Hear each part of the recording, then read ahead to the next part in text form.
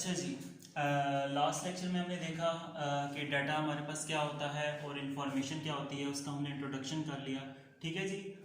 Last में जो lecture में हमने देखा था उसमें हमारे पास एक आ रहा था इनपुट, उसके बाद आ रहा था प्रोसेस, और प्रोसेस के बाद कोई ना कोई हमारे पास जो है वो आउटपुट आ रही थी। ठीक है जी। हमने कहा था कि ये जो इनपुट है ये हमारे पास क्या है, डाटा है, और ये जो आउटपुट हमारे पास क्या है, ये क्या है, इंफॉर्मेशन। ठीक है, हमारी इंफॉर्मेशन है। क्लियर हो गई बात। तो अब आ जाते हैं हम इस स्टेप के ऊपर। डाटा भी हमें पता लग गया। ठीक है जी, डाटा हमारे पास क्या है, रॉ फैक्ट्स एंड फिगर्स है। ठीक है जी। और फिर जब उसके ऊपर हम कोई ना कोई कैलकुलेशन परफॉर्म करते हैं तो हमारे पास जो आउटपुट आती है वो हमारे पास हमारी क्या है, वो इंफॉर्मेशन है। ठीक है जी। अब हम आ जाते हैं इस स्टेप के ऊपर। ये जो दरम्यान में प्रोसेस हो रहा है, यानी डाटा को इंफॉर्मेशन के अंदर कन्वर्ट करने के लिए ये जो प्रोसेस हमारे पास हो रहा है, अब हम इसको डिटेल से डिस्कस करते जा रहे हैं। ठीक है जी। तो आपके पास ये जो 3 मेन एक्टिविटीज हैं आपके पास डाटा प्रोसेसिंग की, वो कौन कौन सी हैं? सबसे नंबर 1 पे जो आपके पास है वो क्या है, डाटा कैप्चरिंग। नंबर 2 पे आपके पास है डाटा मैनिपुलेशन, और नंबर 3 पे आपके पास क्या है, मैनेजिंग आउटपुट रिजल्ट। तो आपके पास डाटा कैप्चरिंग, जैसा कि हमें नाम से पता चल रहा है, ठीक है जी, कि हमारे पास जो है वो डाटा कैप्चरिंग वो क्या है, यानी डाटा को हमने क्या करना है, कैप्चर करना है, डाटा को कलेक्ट करना है। ठीक है जी। तो इसके अंदर सबसे पहले आपके पास यानी कोई ना कोई इंफॉर्मेशन आपने कलेक्ट, जैसे कि फॉर एग्जांपल आपके पास एक स्टूडेंट्स का डाटा आप कलेक्ट करने जा रहे हैं। ठीक है जी, एक स्टूडेंट है, उसका नाम क्या है आपके पास, उसका नाम है अली। ठीक है जी। सबसे पहले तो आप उसका नाम पता होना चाहिए। ठीक है जी। उसका फॉर एग्जांपल अगर कोई ना कोई रोल नंबर है तो वो आपको पता होना चाहिए। फॉर एग्जांपल उसका 7 रोल नंबर है, 07। ठीक है जी।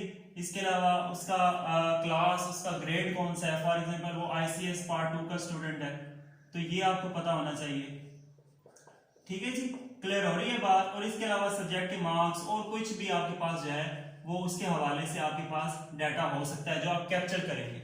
मेन बताने का मकसद ये है कि आपके पास डाटा कैप्चरिंग, आपके पास क्या है कि कोई ना कोई डाटा हमने क्या करना है, कलेक्ट करना है, कैप्चर करना है। ठीक है जी। अब उसके बाद हम अगले स्टेप के ऊपर आ जाते हैं, यानी जब हम कोई ना कोई टास्क परफॉर्म करने जा रहे हैं उस डाटा के ऊपर, तो वो आपके पास क्या कहलाएगी, डाटा मैनिपुलेशन कहलाएगी। क्या कहलाएगी, डाटा मैनिपुलेशन कहलाएगी। यानी सबसे पहले आपके पास जो है आप डाटा को कैप्चर करेंगे और उसके ऊपर डाटा मैनिपुलेशन। अब डाटा मैनिपुलेशन को डिफरेंट स्टेप्स के अंदर जो है वो डिवाइड किया गया है, जिसमें सबसे पहले आपके पास जो स्टेप है वो आपका क्या है, क्लासिफाइंग। आपकी बुक के ऊपर मेंशन है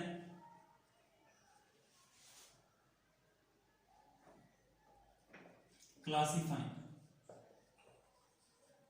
ठीक है जी, यानी आपने डाटा को क्लासिफाई करना है। इसका क्या मतलब है, फॉर एग्जांपल आपके पास जब भी आप कोई टेबल बनाते हैं, आपने फॉर एग्जांपल नेम कोई टेबल बनाया है किसी भी स्टूडेंट का, ठीक है, अक्सर वो आपके पास कुछ इस तरह से क्लासिफाई किया गया होता है उस टेबल को। सबसे पहले आपके पास लिखा गया होता है सीरियल नंबर, उसका लिखा गया होता है, नेम लिखा गया होता है। ठीक है जी, आगे क्लास, आगे रोल नंबर, मतलब कुछ भी मार्क्स वगैरह भी हो सकते हैं उसके। ठीक है जी।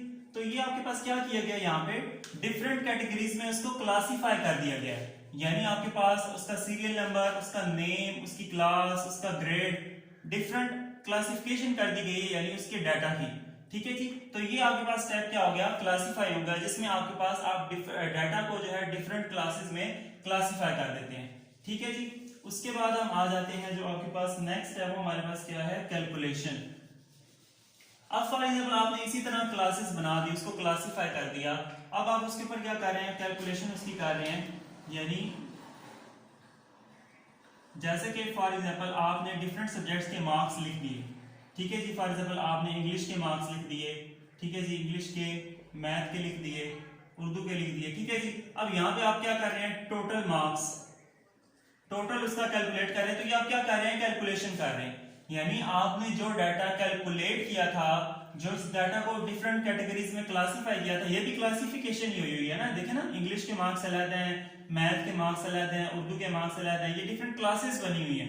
अब उसके ऊपर आप क्या कर रहे हैं, कैलकुलेशन परफॉर्म कर रहे हैं, और यहाँ पे वो कैलकुलेशन फॉर एग्जाम्पल आप जो है वो नोट कर रहे हैं। ठीक है जी। तो ये अब क्या हो रही है, एक कैलकुलेशन हो रही है, यानी कोई ना कोई हम टास्क परफॉर्म कर रहे हैं जो हमने डाटा जो है वो कलेक्ट किया है। अब उसके बाद नेक्स्ट आपके पास जो स्टेप आ जाता है वो क्या है, आपके पास सॉर्टिंग।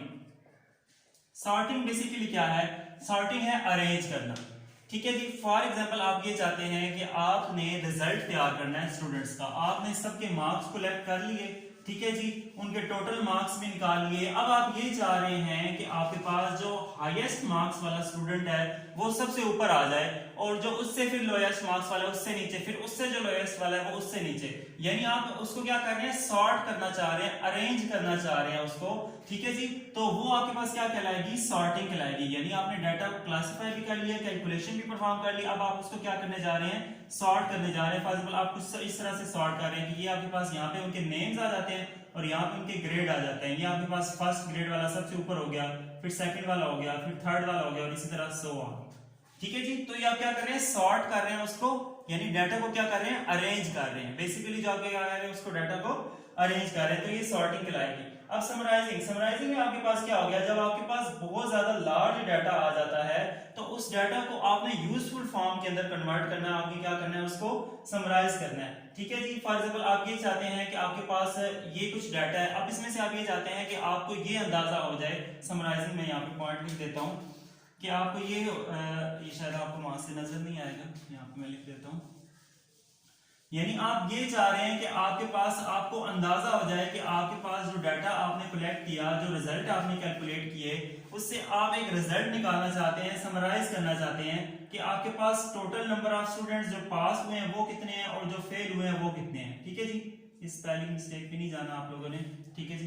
ये जल्दी जल्दी में मैं लिख रहा हूँ। तो समराइजिंग बेसिकली आपके पास क्या है कि आपके पास डाटा का कोई ना कोई आपने रिजल्ट उससे निकालना है, समराइज करना है। जो आपने ये सारे टास्क परफॉर्म किए तो वो आपके पास क्या कहलाएगी? समराइजिंग कहलाएगी। फॉर एग्जांपल आप ये चाहते हैं कि आपको अंदाजा हो जाए कि total number of pass students कितने हैं, total number of fail students कितने हैं, और कितने स्टूडेंट्स जो हैं वो आपके पास पोजीशन होल्डर्स हैं। तो ये आप डाटा को क्या कर रहे हैं? समराइज कर रहे हैं। क्लियर होगी बात? उसके बाद हम चलते हैं अगले स्टेज पे। जो हमारे पास अगली एक्टिविटी है वो हमारे पास क्या है? Managing output results.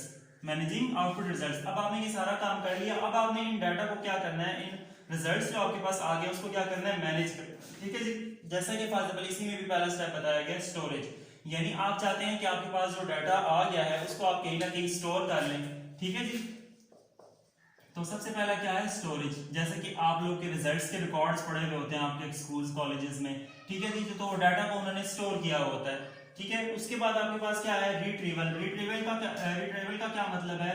यानी आपके पास जब उस डाटा की दोबारा आपको जरूरत पड़ती है तो आप उसको दोबारा रिट्रीव कर सकते हैं। फॉर एग्जांपल आपके पास, आप एक स्कूल के अंदर पढ़ते रहे हैं, ठीक है जी, तो आपके पास आपने अपने पुराने रिकॉर्ड्स चेक करने हैं कि आपके डिफरेंट क्लासेस के अंदर कौन सी पोजीशंस थी या कौन से ग्रेड्स के साथ मार्क्स आपने लिए थे। ठीक है जी। तो वो आप डाटा को क्या कर रहे हैं? दोबारा रिट्रीवल कर रहे हैं। यानी वो डाटा आपने स्टोर किया हुआ था, अब उस स्टोर हुए हुए डाटा को आप दोबारा रिट्रीव कर रहे हैं। ठीक है जी। दोबारा अपने पास लेके आ रहे हैं। तो उसके बाद हम आ जाते हैं कम्युनिकेशन के ऊपर। कम्युनिकेशन बेसिकली क्या है? आपके पास नाम से ही आपको पता चल रहा है, यानी डाटा को कम्युनिकेट करना, एक जगह से दूसरी जगह भेजना।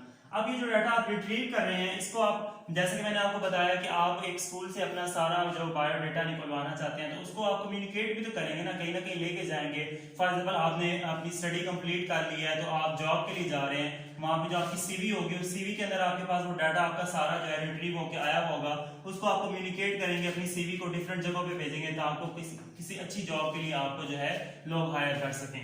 ठीक है जी। वो कम्युनिकेशन के अंदर आ जाएगी। और रिप्रोडक्शन, रिप्रोडक्शन में आपके पास क्या है कि अगर आपके पास क्या है, डाटा के अंदर कोई डुप्लीकेशन आ जाती है तो आपके पास उस डाटा को क्या किया जाए? दोबारा रिप्रोड्यूस किया जाए, यानी डिफरेंट पर्पसेस के लिए उसको जो है वो यूज किया जा सके। तो ये आपके पास क्या हो जाएगा? रिप्रोडक्शन। ठीक है जी। तो ये कोई इतना मतलब मुश्किल नहीं है। ठीक है जी। कोई सिंपल पॉइंट्स हैं, ये आपको जो है इनका आइडिया जो है वो अच्छी तरह होना चाहिए ताकि आप इसको अच्छी तरह अंडरस्टैंड कर सकें और आपको इसके अंदर किसी किस्म की कोई मुश्किल भी दरपेश ना हो। ठीक है जी। ओके जी।